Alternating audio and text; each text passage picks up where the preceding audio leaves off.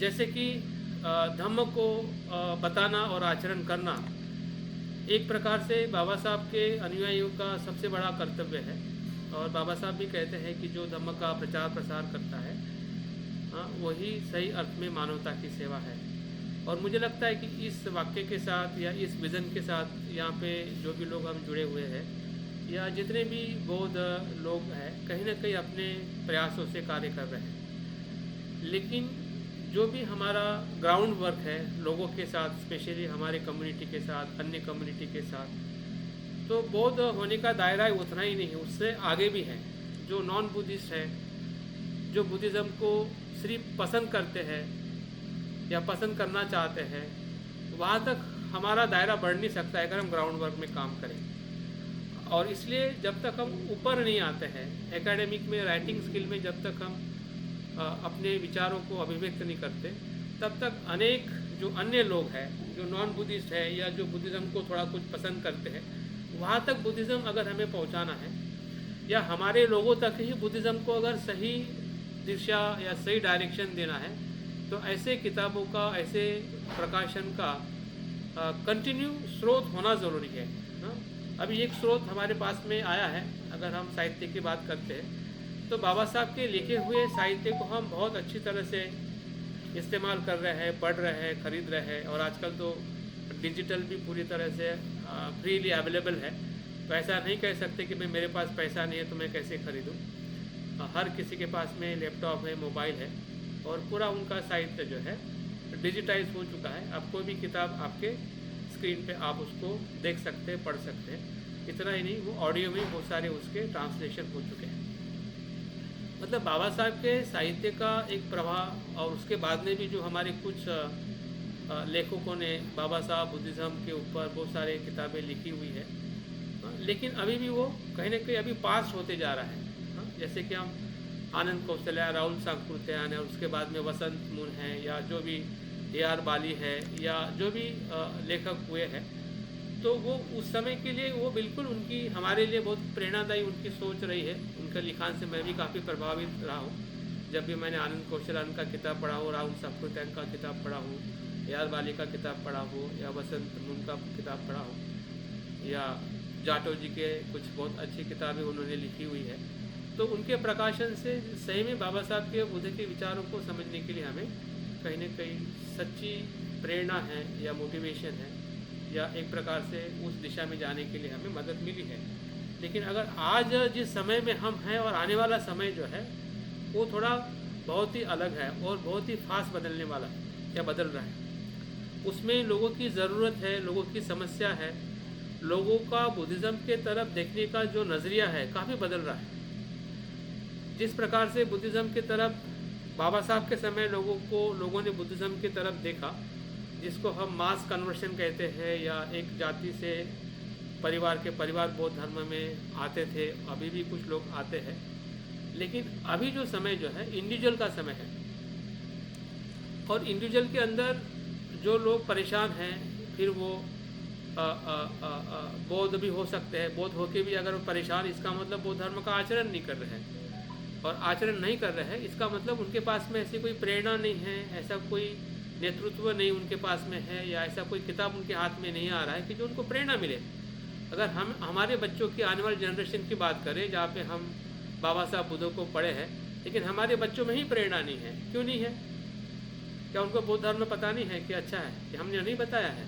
बिल्कुल बताया है, लेकिन उनके स्तर पर ऐसा कोई उनको कोई किताब नहीं मिलता है, लेख नहीं मिलता है कि उसको, उनके दिमाग को, उनके मस्तिष्क को समझा सके, उनके तरीके से बुद्धिज़्म बता सके, या उनकी समस्या को ध्यान में रख के बौद्ध धर्म के सिद्धांत है, फिर वो मॉरल वैल्यू हो या फिर ध्यान हो, विपस्सना हो। हम विपस्सना ध्यान की बातें हम अपने जगह पे कर रहे हैं, जो आज हम इस उम्र में हैं, तो इस उम्र में हम बात कर रहे हैं। लेकिन आप देखिए 18 साल का बच्चा, 20 साल का बच्चा, 25 साल का बच्चा, या जो बच्चे मैरिज करके समस्या में आते हैं, उनके फैमिली में कॉन्फ्लिक्ट होता है, या उनमें समस्या आती है, तो वहाँ पे कहाँ बुद्धिज़्म के बारे में हमारे पास में क्या है? कुछ भी नहीं है।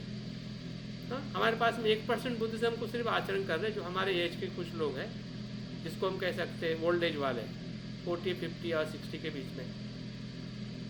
तो यही बुद्धिज़्म है, इतने ही लोग हैं बुद्धिस्ट। इतने लोगों से बौद्ध धर्म बौद्ध समाज बना है? नहीं। और इसमें तो महिला भी बहुत कम प्रमाण में दिखाई देती है, बच्चे तो बिल्कुल दिखाई नहीं देते, युवा तो बिल्कुल दिखाई नहीं देते। तो भाई क्यों दिखाई नहीं देंगे और कैसे वो आगे आएंगे? उसके लिए क्या हमारे पास ब्रिज है, क्या हमारे पास में विज़न है, क्या हमारे पास में कहने के लिए क्या है कि जो बच्चा वो पढ़ेगा और उसकी शिक्षा के तरफ आएगा। हमें ध्यान रखना चाहिए कि बाबा साहब के समय, बाबा साहब जब उनके उम्र में जो 16 वर्ष में बुद्ध चरित्र पढ़ते, उनको समझ में आता है कि बुद्ध मेरे गुरु है। तो क्या आज हमारे बच्चों के साथ में ऐसी कोई किताब आके उसको नहीं लगेगा कि ध्यान मेरे लिए कितना महत्व का है, शील मेरे लिए कितना महत्व का है, बुद्ध की प्रतीत समुत्पाद रिलेटिविटी सिद्धांत जो आज आइंस्टाइन ने बताया वो कितना महत्वपूर्ण है। तो कैसे कैसे पता चलेगा, कौन बताएगा? हम ग्राउंड लेवल पे कितना भी बुद्धिज़्म फैलाए, वो हमारे जैसे कुछ 50-60 साल के लोग ही उसको आचरण करते हैं। लेकिन जो नंबर्स ऑफ लोग जो है हमारे कम्युनिटी की हम बात करें, और अन्य कम्युनिटी में भी लोग इंडिविजुअल हो रहे हैं, भले वो किसी जाति धर्म और किसी आइडियोलॉजी में वो फंसे हुए हैं या गलत तरीके से अपने जीवन को सोच रहे हैं, लेकिन उनके पास में भी तो वही समस्या है, उनके पास में भी स्ट्रेस है, उनके पास में भी एंग्जाइटी है, उनके पास में भी कुछ न कुछ मेंटल प्रॉब्लम, फिजिकल प्रॉब्लम है। तो क्या वहाँ तक हमारी बुक जा नहीं सकती है? क्या हमारी सोच वहाँ तक हम नहीं पहुँचा सकते हैं? लेकिन कब पहुँचेगी? जब हम अपने प्रैक्टिस को या हमारे नॉलेज को जब हम उस तरीके से इंटरप्रेट करेंगे, उस तरीके से बताने का हम अपना मिशन बनाएंगे, उस तरीके से अपने आप को हम रीच करेंगे। मतलब वो हमें रीच आउट होना पड़ेगा अपने भीतर के स्किल से। और उसके अंदर सबसे महत्वपूर्ण जो है, अगर हमें किसी को भी प्रकाशन या किताब के तौर पे अगर कुछ देना है, तो हमारी एक जो एकेडमिक पोजीशन जो है हमें सबसे पहले अचीव करनी पड़ेगी, वो है हमारा एमए होना। बुद्धिज़्म में, बुद्धिस्ट थॉट्स में, आम्बेडकर थॉट्स में और पाली थॉट्स में, ये तीनों में या तीनों में से एक में, जब मैं बुद्धिस्ट स्टडी पढ़ा तो मुझे लगा कि मैंने एमए पाली में भी करना चाहिए। जब मैं यहाँ पे जॉब लगा 2 साल के बाद में, फिर से मैंने एमए पाली में एडमिशन लिया नागपुर में। यहाँ से मैं एग्ज़ाम देके मैंने एमए पाली क्रैक किया, क्योंकि मुझे पता है कि भले मेरे पास में बुद्धिस्ट स्टडी का नॉलेज है, लेकिन साथ में मुझे पाली का भी नॉलेज होना है। और उसके बाद में मैंने आम्बेडकर थॉट्स के लिए भी ट्राई किया था, लेकिन फिर बाद में नागपुर यूनिवर्सिटी में एडमिशन बंद हो गई एक्सटर्नल स्टूडेंट के लिए, तो रेगुलर स्टूडेंट के लिए ही एडमिशन है। इसलिए मेरा एमए थॉट्स अभी बाकी, आम्बेडकर थॉट्स बाकी है। लेकिन मैं सोच रहा हूँ कि ये महू में एक फेलोशिप पीजी डॉक्टर डिग्री के बाद में भी जो डिलीट डिग्री होती है, उसके लिए मैं सोच रहा हूँ, जिसमें मैं आम्बेडकर थॉट्स को लेके अभ्यास करना चाहता हूँ, ताकि मैं आम्बेडकर थॉट्स को भी लेके मैं काफ़ी अच्छी तरह से अपने आप को प्रिपेयर करूँ। हाँ, मैं आम्बेडकर थॉट्स को जानता हूँ, लेकिन फिर भी जब तक आपके पास में एकेडमिक रीच आउट नहीं रहेगा, तब तक आपको वो स्टेज नहीं मिलने से या उस अवस्था में नहीं जाने से फिर लोग आपको रिकग्नाइज नहीं, एक्सेप्ट नहीं करते, आपकी बातों को वो लोग कनेक्ट नहीं हो पाते हैं, या आप जो कहना चाहते हैं, जो समझाना चाहते हैं, लोग समझ नहीं पाते हैं। और आप देखिए कि कोई 10-12 ग्रेजुएट वाला कोई किताब एक तो लिखेगा नहीं, सपोज, ठीक है, ग्रेजुएट वाला स्टूडेंट किताब लिखेगा नहीं, लेख लिखेगा नहीं, आर्टिकल लिखेगा नहीं। अगर सपोज लिख भी लिया तो लोग उसको ज़्यादा एक्सेप्ट नहीं करेंगे, रिगार्ड नहीं देंगे। हाँ, लेकिन वही अगर लेख, वही चैप्टर, अगर कोई किताब अगर एमए वाला लिखता है या पीएचडी वाला लिखता है, जैसे कि आप या मैं, हम सभी, तो उसमें कुछ तो भी मूल्य रहेगा, उसमें कुछ तो भी ऐसा कनेक्शन रहेगा कि लोग उसको सुनेंगे, समझेंगे और उसको कहीं ना कहीं अपने जीवन में उसमें से मोटिवेट होके इस मार्ग के तरफ आ सकते हैं। और आजकल तो डिजिटल एज है, एआई एज है, तो एआई टूल्स को भी हमने सही तरीके से बुद्धिज़्म को समझने के लिए और उसको स्प्रेड आउट करने के लिए उसका हमने इस्तेमाल करना बहुत ही ज़रूरी है। हम टेक्नोलॉजी को जैसे जैसे इस्तेमाल कर रहे हैं, लेकिन इस्तेमाल करते समय उसका हमारे धम्म जीवन में क्या उसका उपयोग है, और धम्म जीवन को स्प्रेड करने के लिए, जिसको धम्म का प्रचार प्रसार कहते हैं, तो वो कैसे हम करें? हुँ? क्योंकि ये नॉलेज से ही ये अपडेट आप ले सकते हैं। अगर आप पढ़ने की चाहत नहीं रखते हैं, एजुकेशन की चाहत नहीं रखते, तो ये जितने भी टेक्नोलॉजी आ रही है, उसमें सिर्फ हम एक उपभोक्ता बन के रहेंगे, हम उससे नॉलेज नहीं ले सकते हैं और नॉलेज ना दे सकते हैं। जबकि वो चीज़ जो आई हुई है, उपभोग करने के लिए नहीं है, व्हाट्सएप को मैसेज लेना देना या बात करना उसके लिए नहीं है, बल्कि आपको इंसान को इंसान के तरफ एक सही मैसेज देने के लिए या एक अपने लाइफ का एक कनेक्शन बनाने के लिए, या लोगों को, लाखों लोगों को रीच आउट होने के लिए। जबकि आप धम्म का प्रचार प्रसार करते हैं, तो जब आप ऑफलाइन में करते हैं तो आपके पास में 100 लोग होते हैं, ठीक है। जब वही प्रचार आप ऑनलाइन करते हैं तो उसमें हज़ारों लोग जुड़ सकते हैं, पहली बात। दूसरी बात है, अगर आप उसको आप रिकॉर्डिंग करते हैं तो जो लोग नहीं जुड़े हैं वहाँ तक पहुँचा जा सकता है और बार बार सुना जा सकता है, और बार बार किसी को भेज के उसके बारे में आपको एक फॉलोअप करके उसको बुद्धिज़्म या एक अच्छे शिक्षा की तरफ लाया जा सकता है। जबकि ऑफलाइन के अंदर हम संभाषण करते हैं, 100 लोग जुड़ते हैं, आधे सुनते हैं, आधे नहीं सुनते और खाना खा के चले जाते हैं। उसमें हमारा समय भी चला जाता है, पैसा भी चला जाता है, और थोड़ी संतुष्टि मिलती है कि भाई हमने बहुत अच्छे लोगों को इकट्ठा किया है और बहुत अच्छा प्रोग्राम रहा है। लेकिन अंदर से देखा जाए तो कुछ भी अच्छा नहीं होता है। सिर्फ खाना, एक दूसरे को देखना, जय भीम नमो बुद्धाय करके, हाँ, बातें करके चला जाना होता है। उसमें जो आप इनपुट देना चाहते हैं, ना लेने वाला लेता है ना देने वाला देता है, और जिसको ऑर्गेनाइज करने वाले पैसा और सब कुछ करके समय ऐसा ही चला जाता है। क्या ऐसा नहीं हो रहा है? बिल्कुल ऐसा हो रहा है। अगर वही पैसा वही समय अगर हमने अपने अच्छे प्रकाशन के लिए या ऐसे लोगों को ढूंढे या हम खुद बने, दो चीज़ें हमारे पास में हो सकती है। अगर आपके पास में पढ़ाई नहीं है, आप नहीं पढ़ना चाहते हैं, आपकी पढ़ाई रुकी हुई है, तो उसको आप स्टार्ट कर सकते हैं ग्रेजुएशन के बाद, ठीक है। अगर आपका ग्रेजुएशन हुआ है तो एमए आपने बुद्धिज़्म, पाली या अंबेडकर थॉट्स में ज़रूर करनी चाहिए। ये हमारी आज की एक प्रकार से मिशन भी है और ज़रूरत भी है। एज मैटर मत रखिए कि आप किस एज के हैं। आप ये भी मत सोचिए कि आपको रेगुलर करना है। अगर रेगुलर करना है तो हमारी यूनिवर्सिटी है, गौतम बुद्ध विश्वविद्यालय में आप रेगुलर कर सकते हैं, अगर आपके पास समय है। अगर समय नहीं है फिर भी आप करना चाहते हैं तो हमारे पास में नया ऑप्शन है। सुभारती यूनिवर्सिटी से कुछ लोगों को मैंने एडमिशन कराया है, हाँ। तो एमए अभी देखिए ना, समय चलते चलते एमए हो गया इन लोगों का, ठीक है। और भी 3-4 लोग 5 लोग हैं कि जो अभी सेकेंड ईयर में आके उनका भी एमए नेक्स्ट ईयर में कंप्लीट होगा, हाँ। अभी हमारे पास में 10 या 15 लोग ऐसे एमए पढ़े हुए लोग रहते हैं, तो उनके लिए 2 ऑप्शन है। एक तो पीएचडी कर सकते हैं अगर उनकी एज है और थोड़ा वो पैसा खर्चा करना चाहते हैं। 2 चीज़ है। एज का मतलब थोड़ा एफर्ट करना होता है उसमें, क्योंकि आपको और ज़्यादा अभ्यास करना पड़ेगा या फिर आपको लिखना पड़ेगा, टाइम टू टाइम उसका वर्कआउट करना पड़ेगा। अगर वो एनर्जी है तो आप ज़रूर पीएचडी के लिए भी आगे आ सकते हैं, क्योंकि उसमें एक एग्ज़ाम पास करनी पड़ती है। मैं इसलिए बता रहा हूँ, हाँ। मैं 2 बातें बताया हूँ अभी तक। एक तो हमें पब्लिकेशन की क्यों ज़रूरत है आज के और आने वाले समय के लिए, और उसकी जिम्मेदारी हमारी है क्योंकि हम आचरण कर रहे हैं, हम बुद्धिज़्म को सर पे और दिल पे लेके जा रहे हैं, हाँ। तो हमारी खुद की जिम्मेदारी है। दूसरी बात है कि अगर हमें उनको बुद्धिज़्म लिखान के माध्यम से, टेक्स्ट के माध्यम से या साहित्य के माध्यम से बताना है, तो हमें अपनी एकेडमिक स्किल बढ़ानी है। और एकेडमिक स्किल के अंदर हमारा जो एजुकेशन अभी तक हमने जिस भी फील्ड में लिया है वो कोई मैटर नहीं करता है, उसमें आपको तो जवाब मिल गई और पैसा मिल गया है। अभी अगर आपको पढ़ने की चाहत रखनी है, वो इसलिए रखनी क्योंकि आपको धम्मों को गहराई में समझना है। पहली बात, धम्मों को गहराई में समझते समझते औरों को भी समझाने के लिए आपको लिखने की ताकत बढ़ानी है। लेखन कला, बाबा साहब का औजार क्या था बताइए मुझे।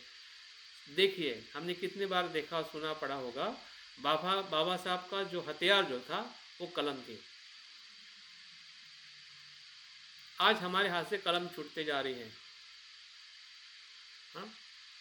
अभी आज के साथ में कलम के जगह पे डिजिटल कलम आई है, जिसको एआई कहते हैं।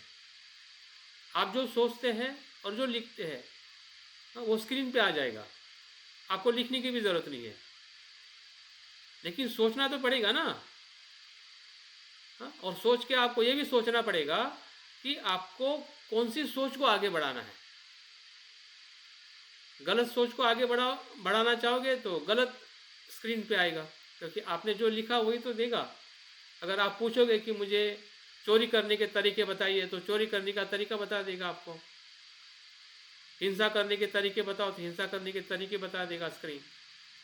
लेकिन वही अगर आप पूछोगे कि मुझे ध्यान करने के तरीके बताओ और ध्यान करने के लाभ क्या है, मस्तिष्क में कैसा उसका परिणाम होता है, ब्रेन पे कैसा परिणाम होता है, कौन से बीमारी पे कौन सा परिणाम होता है, हाँ, आनापानसति करने से, मैत्रा भावना करने से या फिर विपස්සना करने से, अगर ऐसा आप पूछोगे तो उसकी पूरी साइंटिफिक जानकारी आपके स्क्रीन पे आ जाएगी। तो अभी और आने वाले समय में आपकी कलम की भी ज़रूरत नहीं है। अभी कलम के जगह पे आपके पास में टेक्नोलॉजी है, ठीक है। तो जिसको कलम से लिखने में दिक्कत हो रही है या फिर आने वाली है, ऐसा लग रहा है कि इतना सारा कैसे लिखेंगे, तो अभी आपको इतना सारा लिखने की ज़रूरत नहीं है, ठीक है। हाँ, और भाषा की भी कोई आपकी बाउंड्री नहीं है कि आप हिंदी में लिखोगे तो फिर वो हिंदी तक ही रहेगा। हिंदी का इंग्लिश में भी हो जाता है, मराठी में भी हो जाता है। अभी पहला जैसा ज़माना नहीं है, लेकिन क्या हमें पता है ऐसा होता है? क्या ऐसा होने का हमने लाभ उठाना चाहिए, हमें पता है। और ये लाभ उठा के लोगों को लाभ कराना है, क्या हमें पता है? बिल्कुल पता नहीं है। हम व्हाट्सएप पे हिंदी का इंग्लिश करेंगे, इंग्लिश का हिंदी करेंगे, लेकिन रियल जो हमारे पास में बाबा साहब बुद्ध की सोच है या हम में अनुभव में से जो आ रही है, उस अनुभव को हमें अपने स्क्रीन पर या कागज़ पर लिखने की जो कला जो है, अगर स्क्रीन पे लिखेंगे तो डिजिटल होगा, या उसका वीडियो बनाएंगे, उसकी फिल्म बनाएंगे, उसका हम शॉर्ट डॉक्यूमेंट्री बनाएंगे, बहुत कुछ है उसमें और बहुत कुछ करने की या होने की संभावना है, अगर हमारी स्किल हम उसका इस्तेमाल करना चाहते हैं। बुद्धिज़्म को अगर हमें सही तरीके से आज के युग में अगर इस्तेमाल करना है, तो उस प्रकार से उसके जो आने वाली जो नई टेक्नोलॉजी जो है, आज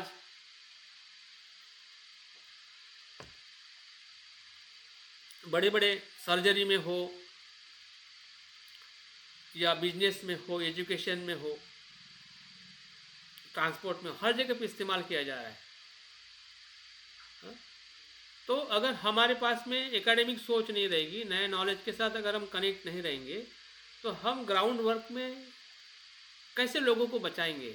आपको पता है कि आने वाले समय में हमारी जनरेशन मोबाइल एडिक्ट होने वाली है।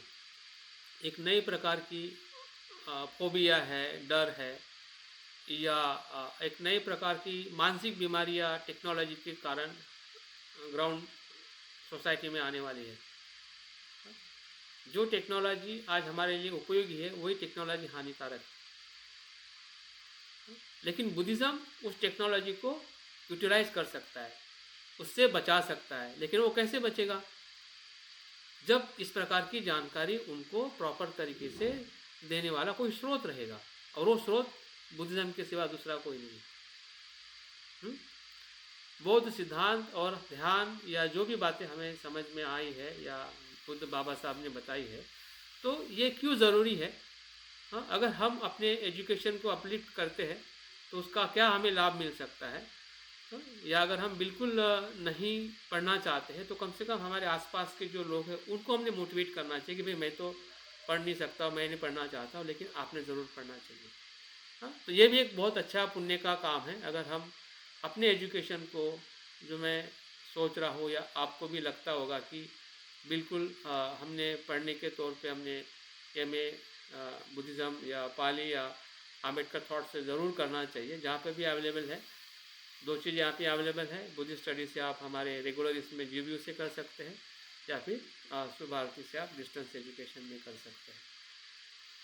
तो ये पहली बात है, क्योंकि ये होने से ही हमारी जो लिखने की और उसमें आगे आने की चाहत बढ़ेगी। हाँ, डायरेक्ट आप आपकी इच्छा बढ़ाना चाहोगे तो आपको नॉलेज ही आपको रोक लेगा कि यार ये तो मुझे जानता नहीं है, मुझे पता नहीं कैसे क्या करना है।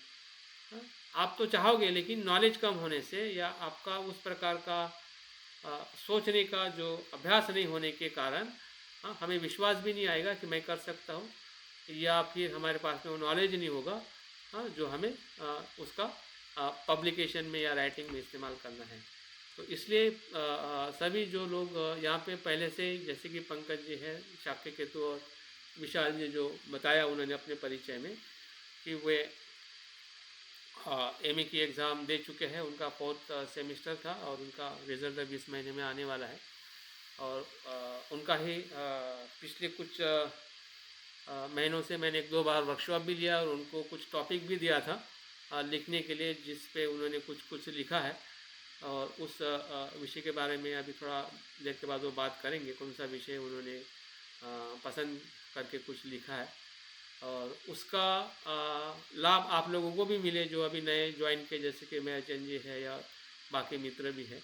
क्योंकि आप भी, हम सभी एक ही विचारधारा से पढ़े लिखे लोग हैं, जॉब कर रहे हैं या जॉब कुछ रिटायर्ड है या कुछ यंग भी है, लेकिन हम सभी की जिम्मेदारी एक ही है।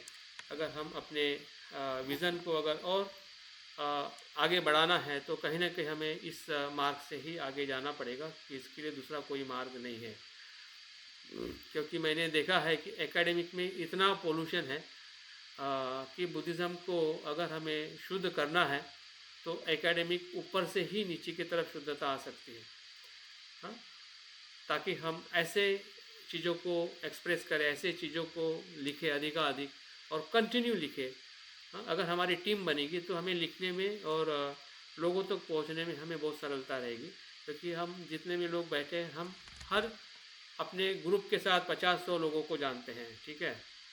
हाँ, अगर 50-100 लोग तक अगर हमारा एक सही मैसेज अगर हम कन्वे कर पाते हैं, जो ऑथेंटिक लिखा हो, रिसर्च बेस हो, उसमें सही अनुभव हो, जानकारी हो, और इस प्रकार का कलेक्शन अगर हम अपने लेखों में, चैप्टर्स में या पब्लिकेशन में अगर हम कंटिन्यू अपने एक मिशन के साथ आगे बढ़ाते हैं, तो मुझे लगता है कि हमारा जो एमए करने का उद्देश्य है या एक पीएचडी की तरफ जाने का हमारा जो मार्ग जो है, एक रिसर्च स्कॉलर के तौर पे हम अपने आप को इस्टेब्लिश कर सकते हैं। और यही इस वर्कशॉप की सबसे बड़ी एक प्रकार से उद्देश्य है कि जो मुझे लग रहा था कि काफ़ी लंबे समय से मैं इन स्टूडेंट को मिल नहीं पाया, उसके बहाने आप लोग भी इस विज़न में आ जाए। अगर आप पढ़ना चाहते हैं तो उसके लिए आप कुछ एडमिशन के लिए सोच सकते हैं। अगर कुछ लिखना चाहते हैं, हाँ, शुरुआत आप लिखने से करना चाहते हैं तो कोई टॉपिक लेके आप अपनी विषय को कैसे लिखना है, कैसे उसका अलग अलग ग्रंथों से उसका संदर्भ लेके कैसे उसको फॉर्मेट में डालना है, उसके बारे में मैं आपको बताने वाला हूँ, या कुछ बातें मैंने पहले की वर्कशॉप में बताई है। और आने वाले समय में भी फिर से जो लोग नए हैं, जो इस प्रकार से आगे आना चाहते हैं, तो वो उनके लिए भी एक अच्छा अवसर है कि हमने इस पे काम ज़रूर करना चाहिए, क्योंकि ये हमारी आज की सबसे बड़ी ज़रूरत है। और तभी जाके हमारा जो धम्म जो है कहीं ना कहीं और बेहतरीन तरीके से और ऐसा कह सकते हैं कि अनेक समय तक या अनंत समय तक आगे बढ़ सकता है।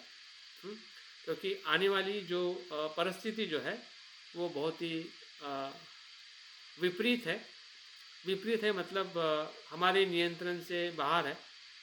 वो इस अर्थ से बाहर है क्योंकि हमारे जीवन को जितना हम नियंत्रित करते हैं, उससे कहीं ज़्यादा नियंत्रण टेक्नोलॉजी और बाहर के वातावरण से नियंत्रण हो रहा है। हाँ, और इस दोनों नियंत्रण में जो मध्यम है, संतुलन है, हाँ, उसको बनाए रखना या उस प्रकार से जीवन को चलना और लोगों को भी बताना कि भाई कैसे टेक्नोलॉजी को इस्तेमाल करना है, या आने वाली जो हमारी सामाजिक आर्थिक जो समस्याएं है उसमें हमारे मन को कैसे सक्षम रखना है, हमने कैसे निर्णय लेना है, हमारी जो मॉरल वैल्यूज़ है, हमारी जागृति है, हमारी हमारी प्रज्ञा है, ये सभी बहुत ही महत्वपूर्ण जीवन के पहलू है।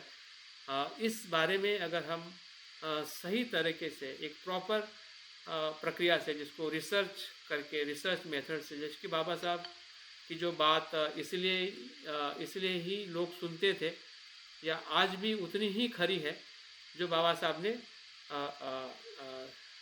60-70 साल पहले लिखी होगी, क्योंकि उनके कहने में, लिखने में वो निचोड़ हमें दिखाई देता है जिसमें प्रमाण, हाँ, रियल प्रमाण या रियल रेफरेंसेस, और उस बेस पे उन्होंने वर्तमान और भविष्य को उस ग्रंथों के माध्यम से, साहित्य के माध्यम से उन्होंने लिखा है।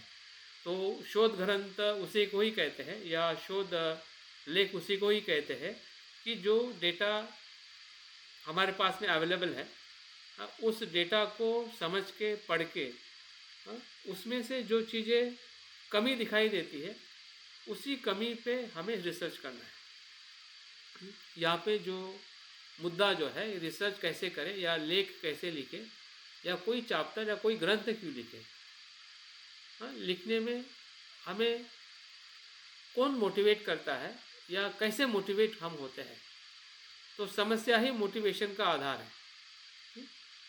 जब तक हम किसी विषय को ऑब्जर्व करते हैं और हमें वहाँ पे लगता है कि ये ठीक है और ठीक नहीं है, दो चीज़ें समझनी है, ठीक है। अगर आपको पंचशील के बारे में लिखना है, अगर उदाहरण के तौर पे कि पंचशील का मानव जीवन में क्या उपयोग है या उसकी प्रासंगिकता क्या है, उदाहरण के तौर पे मान रहा हूँ, क्योंकि उसमें आपको रुचि है। रुचि, पसंदगी और एग्जिस्ट नॉलेज, ये तीन चीज़ें पास में होनी चाहिए। मतलब एक सामान्य आपको नॉलेज होना चाहिए, जहाँ पे आप देख रहे हैं, जहाँ पे आप ऑब्जर्व कर रहे हैं, उस विषय में आपकी रुचि होनी चाहिए। अगर आपको शील में रुचि नहीं है तो ध्यान में रुचि है, तो ध्यान के बारे में सोच सकते हैं।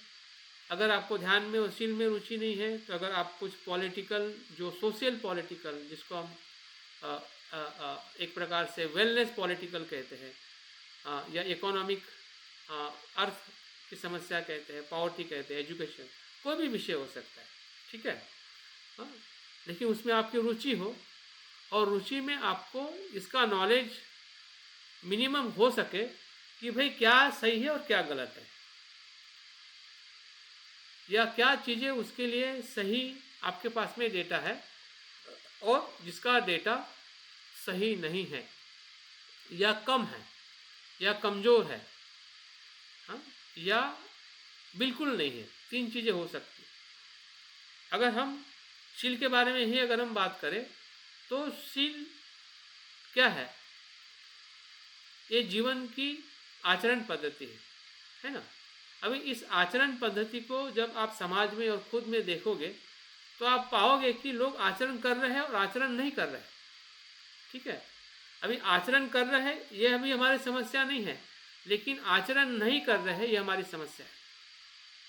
तो आचरण नहीं करने से जो नुकसान हो रहा है, जैसे कि कोई नशा कर रहा है या कोई किसी की हिंसा कर रहा है, तो उस हिंसा को, नशा को रोकने के लिए शील का क्या महत्व है, वो आपका विषय बन जाएगा।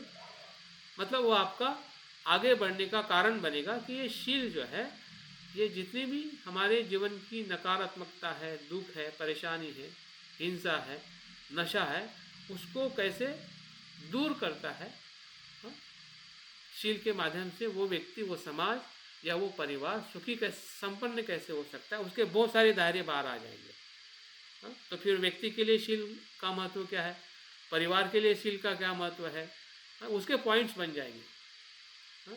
फिर वो समाज के लिए शील का महत्व क्या है, पॉलिटिक्स, देश के लिए शील का महत्व पता है हमें। जब पहला जो एग्रीमेंट हुआ था चीन के साथ, पंचशील नाम दिया है ना, तो देश के लिए क्या इम्पोर्टेंट है और विश्व के लिए क्या इम्पोर्टेंट है, और इतना ही नहीं, पूरे समाज के साथ ही नहीं, पूरे अन्य जीव मात्रा के लिए भी क्या महत्व है। तो आप कहाँ से कहाँ चले गए, एक्सपेंडेशन जो है। तो इस प्रकार से आप हम जो एक विषय को जब हम पसंद करते हैं, तो वहीं से आपका एक रिसर्च मेथोडोलॉजी शुरू होता है। रिसर्च मेथोडोलॉजी क्या है? या रिसर्च पद्धति क्या है, शोध पद्धति क्या है, किसे शोध पद्धति कहते हैं? शोध पद्धति का सीधा और सरल अर्थ है कि कोई भी कार्य पद्धति हेतु से, प्रक्रिया से करना ही शोध पद्धति है ना। शोध पद्धति का मतलब विशिष्ट प्रक्रिया से और हेतु से कोई कार्य संपन्न होना, संपन्न करना, मतलब शोध है या शोध पद्धति है। ऐसा ही नहीं कि पहले लिख लिया कि हाँ बुद्ध ने ये कहा, बुद्ध ने वो कहा, शील ऐसा है वैसा है, हाँ शील का पालन करना चाहिए, बाबा साहब ने ये कहा, इस प्रकार से नहीं। मतलब आपको सही में समझ में आना चाहिए कि भाई सही में शील आचरण करने से क्या हो रहा है और शील आचरण नहीं करने से क्या होता है। उसके बहुत सारे उदाहरण आपको देने पड़ेंगे कि शील का आचरण नहीं करने से कितना अनैतिकता फैल रही है, अन्याय हो रहा है, इस प्रकार से हिंसा हो रही है। हाँ, तो ये कहीं ना कहीं हमारे दुख को बढ़ाने वाला है जब कोई व्यक्ति या समाज शील का आचरण नहीं करता है। हाँ, तो शील, नैतिकता या मानवीय मूल्य जो है वो कितने महत्वपूर्ण है। फिर वो एक विद्यार्थी के रूप में अगर आपको समझाना है तो आप विद्यार्थी के रूप में भी समझा सकते हैं कि एक विद्यार्थी का नैतिक जीवन अच्छा होने से उसका जो कंसंट्रेशन है, उसका कॉन्फिडेंस है। हम कभी बातें नहीं करते ऐसे, हम कहते कि चलो बौद्ध बनो, शील का पठन करो, क्योंकि हमें उतना ही पता है, इतनी तो बात करोगे। हमारे पास में उतना ही नॉलेज है और उतनी हम बात करते हैं, क्योंकि उस नॉलेज को हम उस साइकोलॉजिकल या एक रिसर्च मेथड से उस विद्यार्थी की सही में क्या ज़रूरत है और उस ज़रूरत को पूरी करने के लिए शील कैसी मदद कर सकता है, ये सोच के जब हम एक सिस्टमेटिक तरफ से अगर हम एक चैप्टर लिखते हैं, एक लेख लिखते हैं, एक किताब लिखते हैं, तो वो बच्चा, मुझे बिल्कुल विश्वास है कि अगर 100 बच्चे पढ़ेंगे तो 100 में से 10 बच्चे ज़रूर बुद्धिज्म की तरफ आकर्षित। आज हमारा एक भी बच्चा बुद्धिज्म की तरफ नहीं आ रहा है, देख लीजिए आपके आसपास में। क्या आप आचरण नहीं कर रहे हैं? क्या वो बुद्धिस्ट परिवार में पैदा नहीं हुआ है? क्या उसने बुद्धिस्ट कल्चर देखा नहीं है? सब कुछ है। अगर कमी है, इस प्रकार के कम्युनिकेशन की कमी है। ना लिखने में आ रही है, ना बोलने में आ रही है, ना व्हाट्सएप में आ रही है, ना वीडियो में आ रही है, कहीं से भी नहीं आ रही है। आप देखिए वीडियो का पूरा आप छान मारिए, पूछिए यूट्यूब को कि बौद्ध धर्म के नैतिकता से विद्यार्थी को क्या लाभ है, कितने आपको वीडियोस मिलेंगे, और मिलेंगे तो तुम्हारे हमारे कम्युनिटी से कोई नहीं होगा और दूसरे मोटिवेटर हो गए, इंस्प्लोर हो गए, या फिर वो व्यक्ति हो गए। ये हमारी हालत है। तो क्या ये हमारी ज़रूरत नहीं है? फिर वो आप राइटिंग में हो या डिजिटल इसमें हो, क्या स्किल का हमारे लिए बिल्कुल ज़रूरी नहीं है? ऐसे ही रहे हम, ऐसे आगे जाए, ऐसे बुद्धिज़्म आगे जाएगा, क्योंकि आने वाली चुनौती को हम सिर्फ नज़रअंदाज कर रहे हैं, और नज़रअंदाज करने वाले हम लोग ही हैं, क्योंकि हम लोग ही बुद्धिज़्म का आचरण कर रहे हैं। और किसी को क्या बोल सकते हैं इसमें, बताइए? और ये करने में इसमें कुछ ज़्यादा समय और पैसे की भी ज़रूरत नहीं है। हम इतने गरीब नहीं कि हम अपने पढ़ने के लिए 20-25 हज़ार निकाल नहीं सकते, और इतना समय भी नहीं है, ऐसा भी नहीं है। समय भी है, पैसा भी है, और सोच भी है। सिर्फ करने का एक साहस, और सही में हमारी जो भविष्य में आने वाली जो हमारी ज़रूरत है उसको ध्यान में रख के अगर हम सोचें तो ज़रूर हमारे भीतर ऐसी आवाज़ आ सकती है कि ये तो बहुत ज़रूरी है। इस पर अगर हम काम नहीं करेंगे तो हम सही अर्थ में लोगों तक बुद्धिज़्म को या बौद्ध धर्म को हम नहीं पहुंचा पाएंगे। अगर पहुंचा भी पाए तो वही होगा कि जो हमारे एज के लोग 2-4-5 लोग कभी इकट्ठा होंगे और ध्यान करेंगे। लेकिन बच्चे या आने वाली जो दूसरी जनरेशन जो है, जो बुद्धिज़्म को पसंद कर रही है, लेकिन वहाँ तक हमारे थॉट्स है, हमारी जो प्रेरणा है, उन तक नहीं जा पाएंगे। अभी हम आते हैं अ, कि उसको कैसे लिखें, ड्राफ्ट कैसे करें। बहुत ही सिंपल है, चिंता ना करें। हाँ, बाकी जितनी बातें हैं मैं बाद में फिर से आपको अ, समझाऊंगा या आप समझ सकते हैं। हाँ, अभी हम तीसरे और आखिरी इसमें आते हैं और बाद में फिर हमारे जो कुछ मित्र हैं जिन्होंने अपने आर्टिकल को तैयार किया उनके बारे में हम सुनते हैं। ये अभी पहली बात जैसे मैंने बताई कि आप इसमें क्या करना है, आप या हम इस मिशन में क्यों जुड़ना है। अगर जुड़ना चाहते हैं तो हमें क्या करना होगा, पढ़ना होगा या हमें एकेडमिक की तरफ पढ़ाई करनी पड़ेगी। और पढ़ने का हमारा जो लक्ष्य जो है कि हमें लिखने की, हमें अपने आप को मोटिवेट करना पड़ेगा। हाँ, अगर लिखने के लिए नहीं पढ़ रहे हैं तो फिर पढ़ने की ज़रूरत नहीं है, क्योंकि हमें एक सर्टिफिकेट डिग्री की ज़रूरत नहीं है। हमें डिग्री की इसलिए ज़रूरत है कि थोड़ा नॉलेज बढ़े। नॉलेज बढ़ने के साथ हम लिखने की स्किल को या रिसर्च मेथोडोलॉजी को समझे, उसका इम्पोर्टेंस समझे और उस इम्पोर्टेंट को समझते हुए हमें लिखने की तरफ हमें एक्शन करें या उसको एक्सिक्यूट करें। तो उसमें हमारा जो कोई भी हम कुछ भी लिखते हैं, फिर वो किताब हो, लेख हो या चैप्टर हो या किताब और भी कुछ हो, तो उसके 3 लेवल्स होते हैं। जो अगर हमने भी पढ़ते समय हमने निबंध लिखा होगा या लेटर लिखा होगा, हाँ, जब 9th-10th में या फिर हमारे अभ्यास में, तो हमें यही सिखाया गया और वही इसका फॉर्मेट है। उसका और कुछ फॉर्मेट और डीप में जाता है, लेकिन यही मेन फॉर्मेट है, हाँ, जिसमें हमें ध्यान रखना है। पहला इंट्रोडक्शन, प्रस्तावना, कि जो विषय आप लिख रहे हैं उसमें 4 बातें आती हैं प्रस्तावना में। तो विषय आपका क्या है उसके बारे में, उसकी क्या ज़रूरत है उसके बारे में, आज के परिप्रेक्ष्य में उसके बारे में लोगों ने क्या कहा है। अगर जो भी उसके पहले भी कुछ लोगों ने लिखा होगा, जैसे कि बाबा साहब उसके बारे में क्या कहते हैं, बुद्ध क्या कहते हैं, आज का वैज्ञानिक क्या कहता है। मतलब वर्तमान में जिन्होंने भी जिस विषय पे आप लिख रहे हैं, अगर किसी ने कुछ कहा है, लिखा है, तो उसका जिक्र करना है। और आखिरी इसमें आपको इसका कंक्लूज़न करना है कि ये सब कुछ मैं इसलिए लिख रहा हूँ क्योंकि ये बात अभी तक किसी ने नहीं बताई, मैं बताने जा रहा हूँ। अगर हम उसी शील का उदाहरण लेते हैं तो पहले आप शील के बारे में लिख सकते हैं कि शील बौद्ध धर्म में क्या है, शील का उद्देश्य क्या है, समाधि और ध्यान को प्राप्त को करने के लिए है।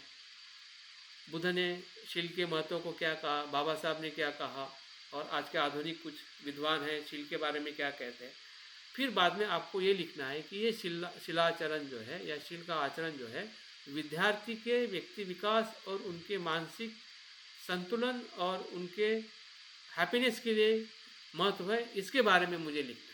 मतलब आप उन सभी बातों से कुछ कुछ एक्स्ट्रा आपके राइटिंग में लिखना चाहते हैं और वहाँ से फिर आपका बॉडी स्टार्ट होगा, हाँ, जिसको हम कहते हैं कि फिर आपका नेक्स्ट जो पार्ट जो है वो स्टार्ट होगा कि फिर विद्यार्थी जीवन क्या है, विद्यार्थी जीवन में समस्या क्या है, विद्यार्थी जीवन में अगर कोई समस्या है तो उसमें कौन सा शील महत्व का हो सकता है। अगर उसका द्वेष का स्वभाव है तो उसने पहले शील का आचरण करना चाहिए। अगर नशा का है, आलस का है तो उसने 5वें शील का आचरण करना चाहिए।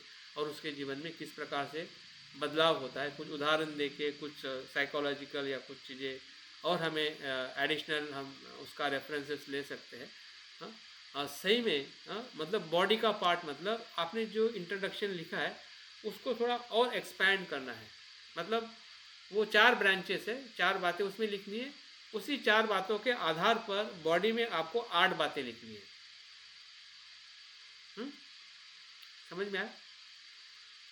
आपने ऊपर सिर्फ शील की बात की, फिर आपको बॉडी में पंचशील को और डिस्क्राइब करना है कि पहला शील क्या है, दूसरा शील क्या है, तीसरा शील क्या है, चौथा 5वां शील क्या है। फिर विद्यार्थी जीवन को, उसके जीवन में विद्यार्थी विद्यार्थी किसे कहते हैं, विद्यार्थी जीवन की अलग अलग जो समस्या है, उसका कॉन्फिडेंस नहीं होना, फोकस नहीं होना, स्ट्रेस होना, तो इन सभी बातों में फिर वो किस प्रकार का शील, नकारात्मक सकारात्मक शील से कैसे वो अपने आप को बैलेंस कर सकता है, उसके वो समस्या से बाहर आ सकता है।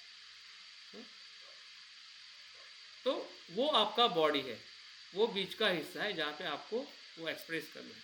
और लास्ट में कंक्लूजन में आपको ये लिखना है कि इन सभी जो कुछ भी आप बताना चाहते हैं उसका सिर्फ उस विद्यार्थी के लिए ही महत्व का नहीं है, बल्कि उसका जो इम्पैक्ट जो उसके फैमिली में होगा या उसके समाज में होगा, देश में होगा, विश्व में होगा, हाँ, वो किस प्रकार से उस शील के महत्व को आपको मतलब सभी मानव जाति के लिए या सभी लोगों के लिए किस प्रकार से उसकी प्रासंगिकता होती है या उसका इम्पैक्ट रहेगा, उसमें आपको कंक्लूजन करना है।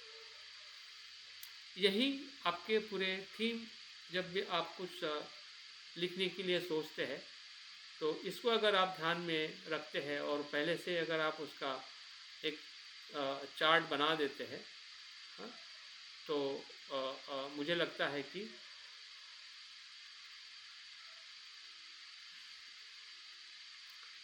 हमारी जो राइटिंग एबिलिटी जो है या लेखन करने की जो हमारी कला है, स्ट्रेंथ है, वो बढ़ सकती है। और स्ट्रेंथ बढ़ने का लाभ क्या है? अगर हम कोई आर्टिकल लिखते हैं, हाँ, तो क्या होता है?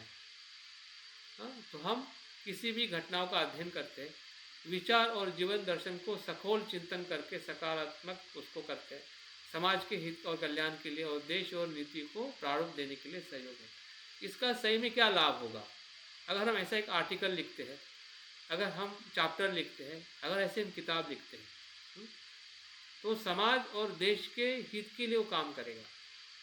आज हमें लगता है कि हमारे किताब का मूल्य नहीं है, लेकिन जितना वो पॉपुलर होगा, जितना वो लोगों तक जाएगा, लोग उसमें सीखेंगे, हाँ, तो उसकी जो ज़रूरत जो है, आज हम बाबा साहब की किताब को क्यों रेफरेंस लेते हैं? क्योंकि उसकी आज भी ज़रूरत है। जब थॉट्स ऑफ पाकिस्तान पढ़ते हैं या एनिमेशन ऑफ कास्ट पढ़ते हैं या जो भी किताब बाबा साहब ने लिखा है, तो आज नीति या कोई भी पॉलिसी बनाने के लिए या कोई सामाजिक कार्य करने के लिए हमें उनके ग्रंथों की ज़रूरत पड़ती है कि उन्होंने कैसा सोचा और कैसे किया। तो हमारा भी आर्टिकल, हमारा भी लेख जो है, ये आने वाले पीढ़ी के लिए एक मदद रूप बनेगा कि सही में ये लिखी हुई जो बातें जो है वो कितनी महत्व की है, हाँ, और जो हमारा मृत्यु होने के बाद में भी अगर कुछ जीवित रहेगा, हाँ, धन तो जीवित रहेगा, तो पता नहीं धन कितने लोग उसका इस्तेमाल करेंगे या दुरुपयोग करेंगे, लेकिन जो लिखा हुआ जो धन रहेगा, हाँ, जिसको जैसे कि बाबा साहब का धन आज ना उनकी कोई जायदाद है, ना कोई उनकी स्टेट है, ना कोई उनका बैंक बैलेंस है, लेकिन आज बाबा साहब का धन जो है ग्रंथ के विचारों के रूप में, फिर वो कॉन्स्टिट्यूशन हो या उनके 22 वॉल्यूम्स हो, हाँ, तो आज वो हमारे साथ में जीवित है। हाँ, बाबा साहब महान पुरुष मरने के बाद में भी जीवित रहते हैं, तो जीवित इस रूप में रहते हैं क्योंकि उन्होंने जो लिखान किया है या उनकी जो विचार लोगों तक निरंतर जीवित रहते हैं, तब तक वो महान पुरुष जीवित रहते हैं। तो अगर हम महान पुरुष को अगर हम अपना गुरु मान रहे हैं या वो हमारे आदर्श है, तो आदर्श और गुरु का शिष्य तभी शिष्य होता है कि जब उस मार्ग पर हम चलें, है ना। अगर मार्ग पे चलने की जो प्रक्रिया बाबा साहब ने अपनाई, सोचकर पढ़ना और लिखना और बोलना, ठीक है, सिर्फ बोलना नहीं। अगर आपको लिखना नहीं आता है, बोलने से भी आप लिख सकते हैं। अभी ऐसे भी नई टेक्नोलॉजी आई है, तो आपको लिखने की चिंता नहीं करने का कि मेरा हाथ नहीं चलता है। हाँ, ऐसे सॉफ्टवेयर, ऐसे एआई टेक्नोलॉजी आई है कि जो मैं बोल रहा हूँ ना, स्क्रीन में लिखा हुआ आ जाएगा, ठीक है। या मैं जो बोल रहा हूँ, अभी मैं बोल रहा हूँ, लिख नहीं रहा हूँ, अभी रिकॉर्ड हो रहा है, तो रिकॉर्ड होके ये भी तो एक प्रकार से वही काम करेगा ना। अगर मैं इसका वीडियो बना रहा हूँ और भेजूँगा तो क्या करेगा, आपको फिर से सुनने को मिलेगा। जो लोग यहाँ पे सम्मिलित नहीं हुए हैं, आप उनको भी भेज के बताओगे कि भाई अच्छा है, इसको सुनो, है ना। तो लिखना मतलब सिर्फ लिखना ही पहले जैसा नहीं है, ठीक है। अभी लिखने का यहाँ पे बहुत कुछ हमारे पास में प्लेटफॉर्म है, हाँ, वीडियो प्लेटफॉर्म है, ऑडियो प्लेटफॉर्म है, डिजिटल प्लेटफॉर्म है, फिजिकल बुक फॉर्म में प्लेटफॉर्म है, मतलब बहुत सारे प्लेटफॉर्म हैं, इस सभी को लिखान ही बोलते हैं, ठीक है। हाँ, लिखान का मतलब सिर्फ अभी परिभाषा नहीं है कि सिर्फ आप कागज़ में लिखो, उसी को ही लिखना कहते हैं। हाँ, तो लिखने का जो अभी नज़रिया जो है वो बहुत ही बदल चुका है। जो हम पहले के समय में देख रहे थे, सिर्फ लिखना मतलब किताबों को लिखना ही लिखना कहा जाता था, लेकिन अभी ऐसा नहीं है। तो इसलिए हमें थोड़ा एडवांस होके हमें आगे आना पड़ेगा, ताकि हमारी आने वाली जो पीढ़ी जो है, जो बुद्धिज़्म की तरफ आ रही है, उसको और अच्छी तरह से उसको एक्सपैंड कर सकें। अगर हम फाउंडेशन नहीं बनाएंगे तो फिर उनके पास में वो नॉलेज नहीं रहेगा, क्योंकि उनके पास में डायरेक्ट एआई से नॉलेज आएगा। तो एआई का नॉलेज मतलब इतना समृद्ध नहीं है, अच्छा है लेकिन समृद्ध नहीं है। समृद्ध यह है कि उसके साथ में कुछ पीछे से कुछ प्रॉपर चैनल से आ रहा है, ठीक है। अगर प्रॉपर चैनल से नहीं आएगा तो कोई वीडियो किसी के पास में ऐसे बना लेगा, बुद्ध ने ये कहा वो कहा, और हमारा बच्चा सुन के बोलेगा कि ऐसा ही कहा, क्योंकि वो आया गलत सोर्स से। लेकिन वो अच्छा लग रहा है, अच्छा सुनने में अच्छा लग रहा है, करने में अच्छा लग रहा है, तो उसी को सच मानेगा। क्योंकि उसको अपोजिट करने के लिए या उसका एंटी हमारे पास में बिल्कुल नहीं कि भाई बुद्ध तो ऐसा नहीं ऐसा कहा है। ये बताने वाले हमारे पास में कुछ भी वीडियोज़ नहीं है, बुक्स नहीं है। तो हमारा बच्चा फिर क्या सुन के क्या बुद्धिज़्म लेगा, बताइए। जो सुनेगा वही लेगा ना, तब तो आप नहीं रहोगे। आप तो जी के हम ख़त्म हो गए ना। अभी बच्चे आगे जिएंगे, वो तो वही लेंगे कि जो उनके पास में सुनने के लिए आ रहा है, ठीक है। तो सुनने के लिए जो आएगा वो ऑथेंटिक आएगा, इसकी कोई गारंटी नहीं है। गारंटी तब हो सकती है कि जब हम कुछ क्रिएट करके जाए, ठीक है। हाँ, क्योंकि उसमें जो क्रिएशन जो रहेगा ऐसे अनुभवी लोगों का रहेगा, जो आचरण कर रहे हैं, जो एकेडमिक को, साइंटिफिक पैरामीटर को, जिसको हम कहते हैं कि बाबा साहब कहते हैं कि बौद्ध धर्म की सबसे बड़ी विशेषता जो है वैज्ञानिक सोच, वैज्ञानिक दृष्टि। अभी वैज्ञानिक दृष्टि, वैज्ञानिक सोच लेके हम कितने बार बाबा साहब का गुणगान करते हैं, लेकिन उस वैज्ञानिक दृष्टि, वैज्ञानिक सोच से हम एक भी चीज़ अपनाते नहीं। टेक्नोलॉजी को तो बिल्कुल नहीं अपनाते। व्यवहारिक जीवन में हम वैज्ञानिक रहते हैं कि हाँ सही गलत को हम पहचानते हैं, लेकिन एजुकेशन और एकेडमी में जो चीज़ें भीतर आ रही है, वहाँ पे हमारी वैज्ञानिक सोच क्या है। क्या कभी हमने बुद्धिज़्म को, हमारे शील को, ध्यान को कभी वैज्ञानिक, मनोवैज्ञानिक दृष्टि से देखा है? न्यूरो साइंस के दृष्टि से देखा है? क्वांटम थ्योरी से देखा है? बिल्कुल नहीं देखा है। तो फिर हम कहाँ खड़े हैं? हम तो पीछे खड़े हैं ना। अभी मैं किन लोगों को मिलता हूँ तो मुझे भी बड़ा आश्चर्य लगता है, जितने भी नॉन बुद्धिस्ट जो लोग हैं, वो क्वांटम थ्योरी की बात कर रहे हैं, गीता के साथ में बात कर रहे हैं, वेदांत के साथ में बात कर रहे हैं। अच्छी बात है ना, क्योंकि उनको पता है कि वेदांत क्वांटम थ्योरी की कैसी बात करता है। वो समझा रहे हैं, समझ रहे हैं। हम ना समझ रहे नहीं समझा रहे हैं, तो आने वाले लोग कैसे समझेंगे?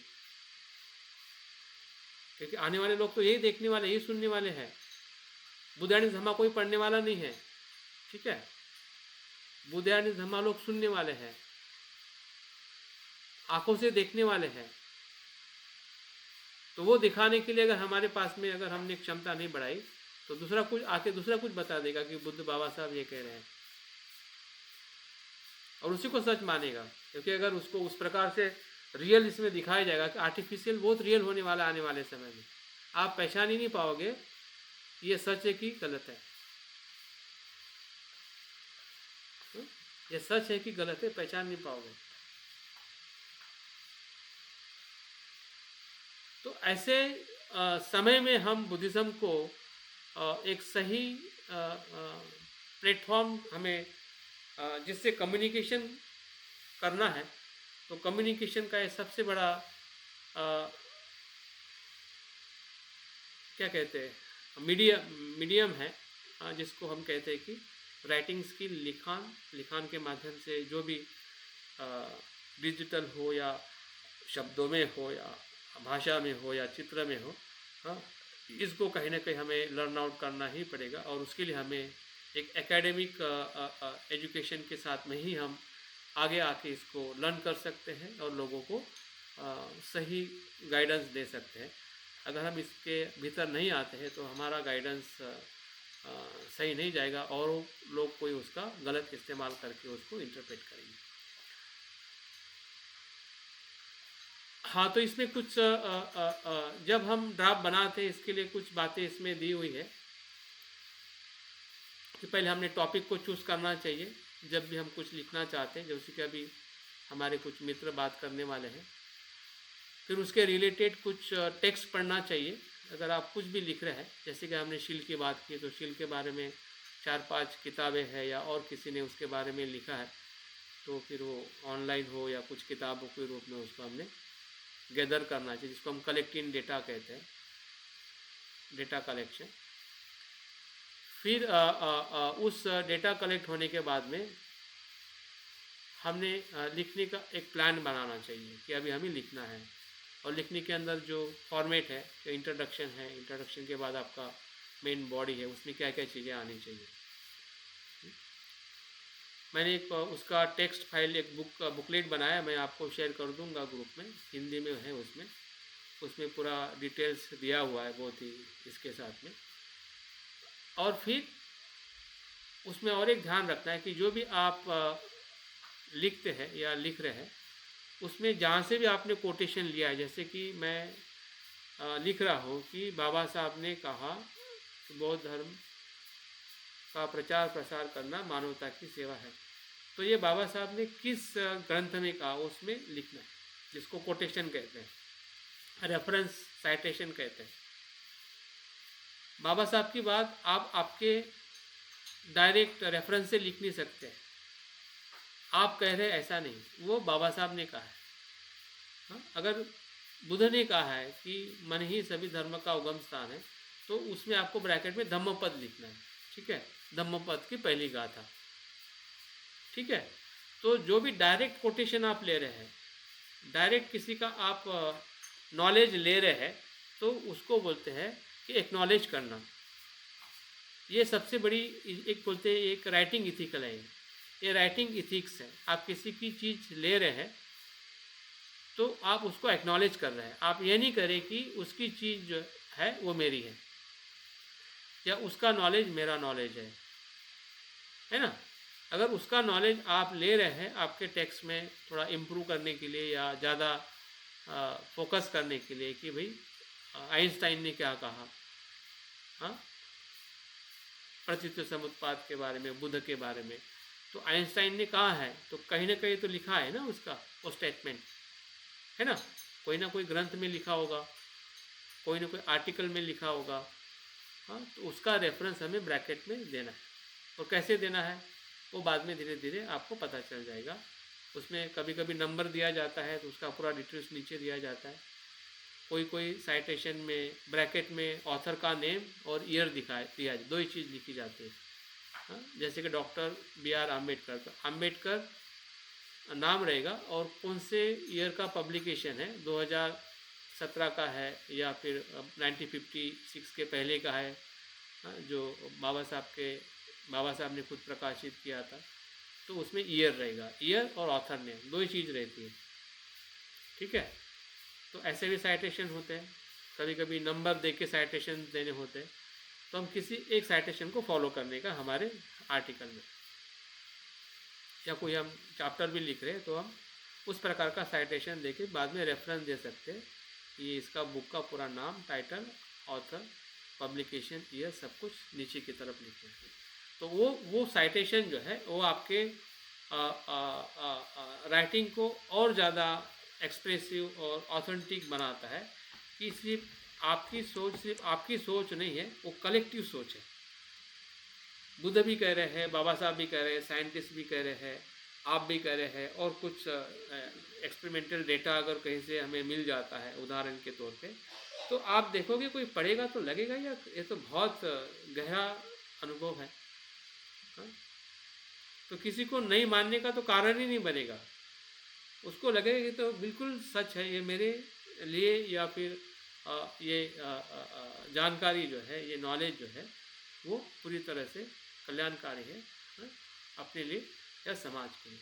तो इस प्रकार से हम अपने आर्टिकल को या लिखान को हम आगे बढ़ाते हैं। और इस तरीके से अगर हम सीखते हैं तो फिर बाद में उसको फिर से चेकआउट करना है। ड्राफ्ट होने के बाद में हमें लग रहा है कि भाई कोई उसमें गलती हुई है या फिर उसमें और कुछ ऐड करना है, जो आपने लिखना शुरू किया है या हो चुका है, तो उसको फिर से चेकआउट करना है। कुछ मिसिंग है, कुछ ऐड करना है, कुछ गलती से हमने शब्द लिख दिया है, गलती से हमने स्टेटमेंट लिख दिया है, या साइटेशन हमारा गलत जगह पे हमने फिक्स कर दिया है, तो उसको फिर से रिवाइज करना है। उसको फर्स्ट एंड फाइनल नहीं करना है, जिसको हम कहते हैं। तो हमारा ड्राफ्ट अभी तक फाइनल नहीं हुआ है, तो फाइनल की तरफ जाने के पहले जो हमारी प्रोसेस हमें करनी है, एक प्रकार से हम उसको रिव्यू करते हैं कि वो क्या है। तो लिखते समय कभी कभी हम इतने शब्दों का अच्छी तरह से चयन नहीं करते हैं, तो बहुत सारी ग्रामेटिकल मिस्टेक होती है। क्योंकि अभी हम फाइनल की तरफ जा रहे हैं, तो फाइनल की तरफ जाने के पहले हमने थोड़ा जो हमारे ग्रामेटिकल एरर हमें दिखाई दे रहे हैं, सेंटेंस का आगे पीछे हो, कॉमा देना हो, फुल स्टॉप देना हो, या प्रश्नार्थ चिन्ह देना हो, या पैराग्राफ को आगे पीछे करना हो, एग्जाम्पल डालना हो, या सेंटेंस का जो पैसिव है, एक्टिव है, लेंथ है, या पंक्चुएशन है, या साइटेशन का फॉर्मेट एक जैसा ही होना चाहिए। कभी आप नंबर, कभी आप ऑथर का नाम ऐसा नहीं दे सकते। तो सभी में सीक्वेंस एक ही साइटेशन को हमें फॉलो करना है।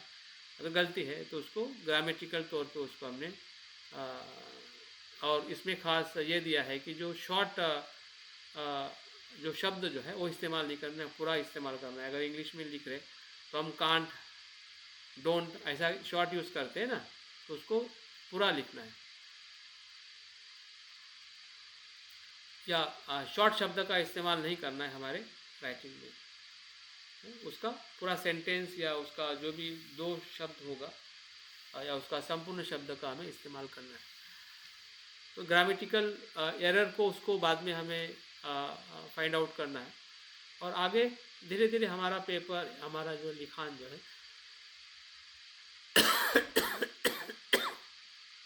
जो मैंने बात की वो यही है कि फिर हम अपनी जो फाइनल करने के पहले हमारा जो फॉर्मेट जो है, फॉर्मेट का मतलब यह है कि आप किस फॉर्मेट में लिख रहे हैं, आपका जो फ़ॉन्ट साइज़ है 12 साइज़ है या नहीं है, आप जो साइटेशन दे रहे हैं कौन से प्रकार का साइटेशन दे रहे हैं। दो प्रकार का साइटेशन ज़्यादा इस्तेमाल किया जाता है, एपीए स्टाइल और एमएलए स्टाइल। एपीए स्टाइल मतलब psychology, American psychology association, and MLA style मतलब ये भी अमेरिका का ही है। तो ये स्टाइल के नाम है, उसको लिखने का अलग अलग थोड़ा उसका प्रोसेस होता है। उसमें अगर कुछ गलती होती है तो फिर मैं आपको हेल्प कर सकता हूँ।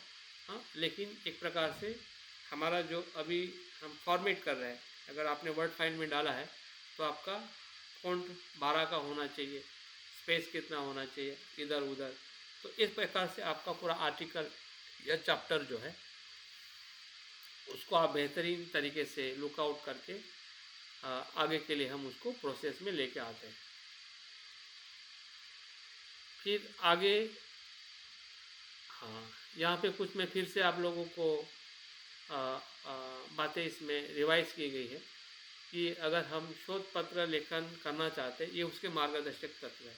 अभी तक जो कुछ भी हमने या मैंने बताया है उसका ये एक प्रकार से सारांश है, समरी है कि कोई भी लिखने में हमें किन बातों का ध्यान रखना है या किस तत्वों को हमें ध्यान में रखना है, जिसके कारण हमारा लिखान अच्छा हम कर सकते हैं।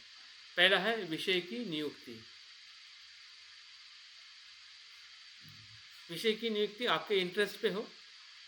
कोई ऐसा ही इन्फ्लुएंस में आके हमें कोई विषय पसंद नहीं करना है, वो सही में आपके हृदय का, आपके पास का विषय हो जिस विषय को आप लिखना चाहते हैं तो आपका विषय की नियुक्ति पहला तत्व है। दूसरा है कि उस विषय के अंदर शीर्षक को पसंद करना। जैसे कि विषय की हमने बात की, आप शील पे लिखना चाहते हैं, ये आपका विषय हो गया।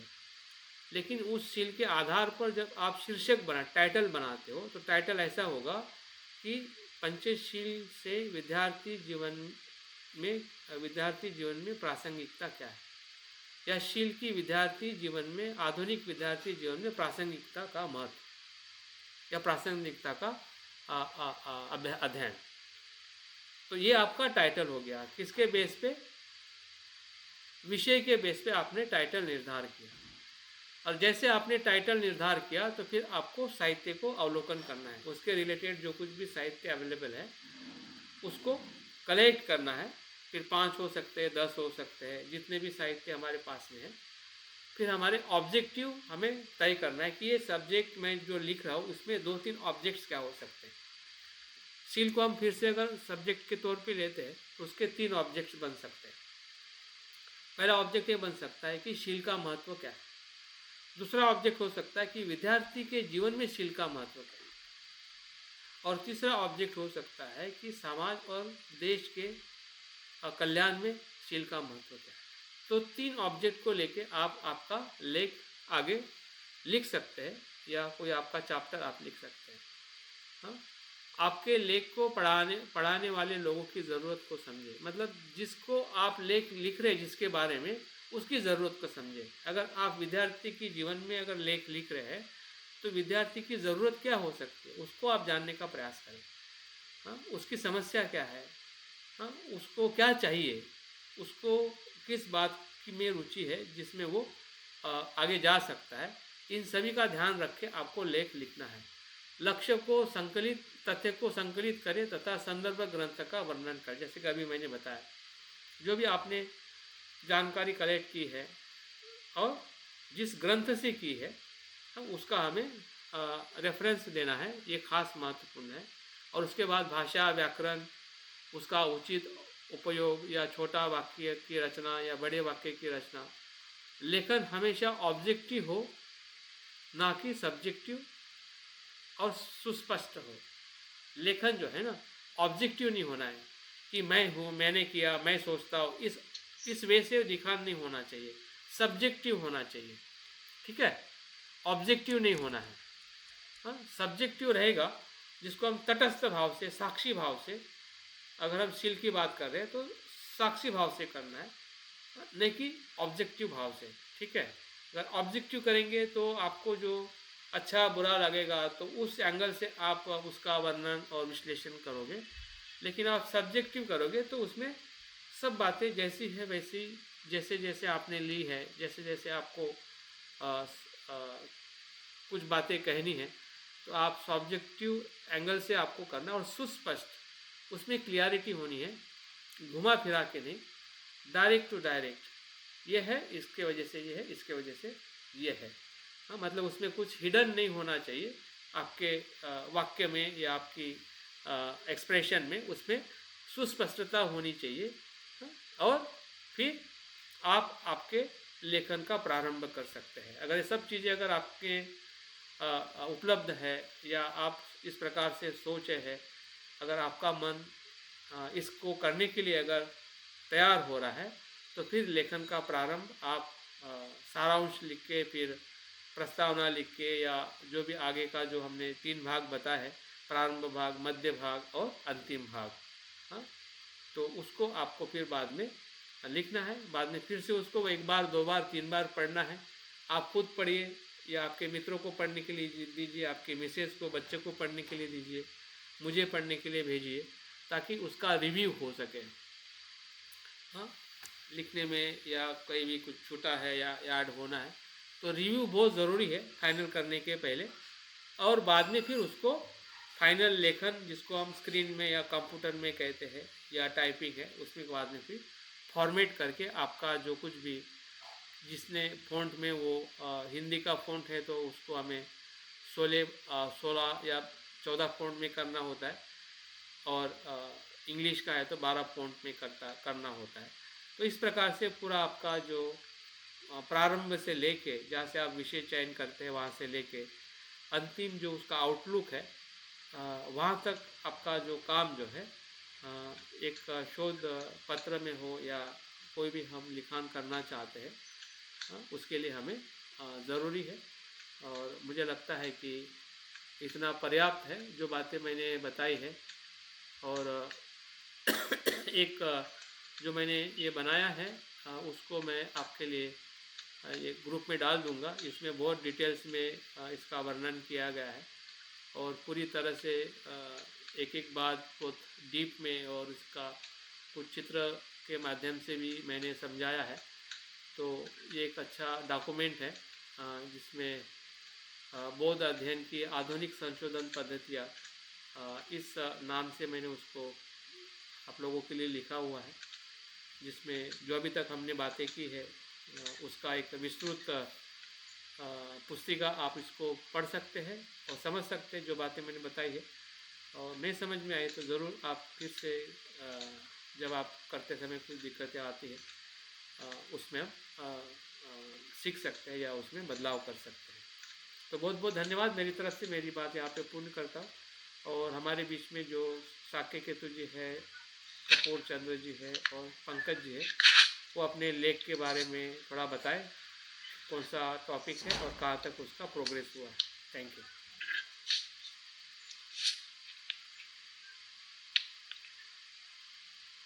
कोई भी शुरू कर सकता है। डॉक्टर साहब, आपका जो आज की क्लास रही बहुत शानदार थी। बहुत तरीके से और सिस्टम से चीज़ों को आपने रखा और आधुनिक शोध पद्धतियों को लेकर के जो आपने जो है विषय को विस्तार दिया है, इंट्रो बॉडी समापन को लेकर के आधुनिक पद्धति है। इसमें एक चीज थोड़ा सा मैं जोड़ना चाह रहा था।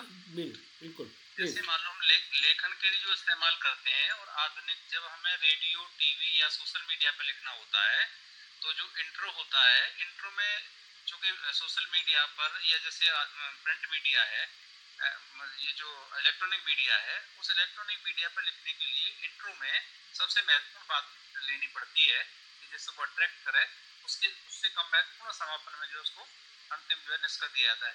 जब हम पत्र में लिखते हैं या मान लो हमें कोई लेख लिखना है तो उसमें उसे विस्तार से जो है कम महत्वपूर्ण बात या जैसे इंट्रो में जो है इंट्रोडक्शन देने के बाद में जो मध्य भाग में जो है उसमें जो चीज़ों को लेकर के लाभ हानि या बाद में जो है क्या होगा उसको लेकर के उपसंहार है। तो इसका सबसे बढ़िया एक उदाहरण जो है मैंने देखा जब ये मैं पढ़ रहा था तो बाबा साहब की जो स्पीच की जो वॉल्यूम है उसमें मुंबई में वो जो विश्वविद्यालय पे बोला उन्होंने, जो जितने भी उन्होंने जो प्रस्ताव पेश किए, लास्ट में एक लाइन इस्तेमाल करते हैं।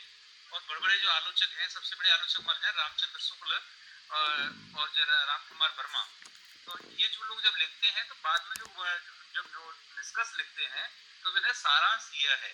और यही बात मैंने देखा कि बाबा साहब डॉक्टर अम्बेडकर जो उनकी स्पीच है जो मुंबई जो विधानसभा में उन्होंने दी है उसमें वो भी शब्द का इस्तेमाल करते हैं। रामचंद्र शुक्ल या राम कुमार वर्मा जो आलोचक हैं, इन लोगों को मैंने देखा लास्ट में जो अपनी बात को खत्म करते हैं तो कहते हैं सारांश ये है कि बिल्कुल जो इम्पैक्ट है फिर उसकी बात करने लगते हैं। हाँ जी। तो बड़े लोगों को पढ़ने से देखने से चीजें पकड़ में आती है कि हमें किस चीज को जो है प्रारंभ कैसे करना है, मध्य भाग को कैसे आगे विस्तार देना है और निष्कर्ष को कैसे ले जाना है। तो अध्ययन करने भी आवश्यक है। बिल्कुल सही है। और ये हमारी स्किल जो है अगर हम इस एकेडमिक लाइन में आते हैं या ऐसे लोगों के संपर्क में आते हैं तो निश्चित ही हमें वो उसका लाभ हम ले सकते हैं या उसका हम विकास कर सकते हैं। बिल्कुल सही है। Thank you. कपूरचंद जी, आपका सब्जेक्ट आपने भेजा, फिर से आप बता सकते हैं।